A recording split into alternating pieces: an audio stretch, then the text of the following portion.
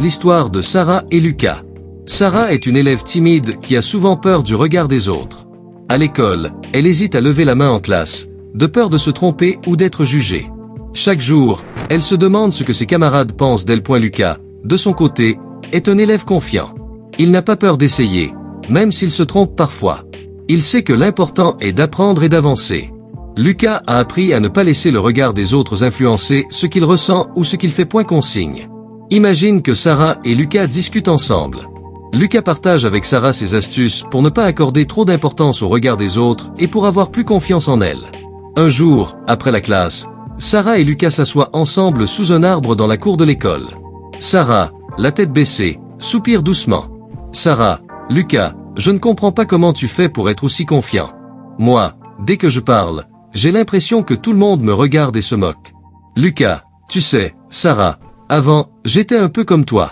J'avais peur de ce que les autres pensaient de moi. Mais un jour, j'ai compris quelque chose.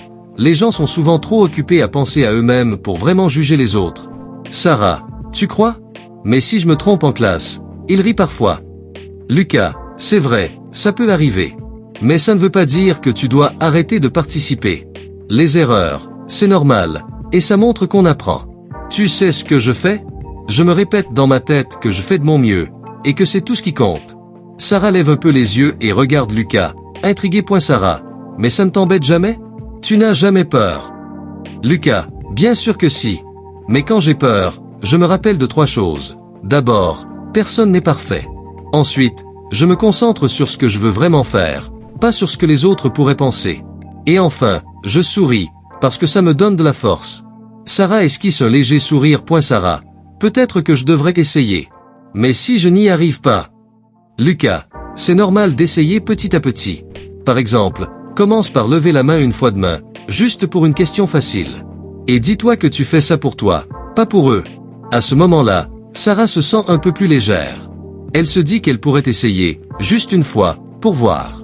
Et si Lucas avait raison. Une conclusion montrant que Sarah réussit grâce au conseil de Lucas. Le lendemain, Sarah suit le conseil de Lucas. Elle lève timidement la main et répond à une question simple. À sa grande surprise, elle se sent fière d'avoir osé.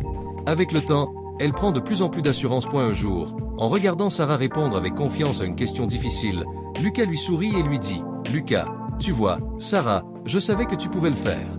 Maintenant, c'est toi qui devrais donner des conseils sur la confiance en soi. » Grâce aux encouragements de Lucas et à sa propre persévérance, Sarah a découvert qu'elle pouvait surmonter ses peurs et croire en elle-même. Cela pourrait engager les enfants dans une réflexion sur la confiance en soi et leur permettre de se mettre à la place des personnages pour trouver des solutions. Activités suggérées pour les élèves. Après avoir lu cette histoire, imaginez que vous êtes un ami de Sarah. Quels autres conseils lui donneriez-vous pour qu'elle ait plus confiance en elle? Écrivez une lettre ou une liste d'astuces.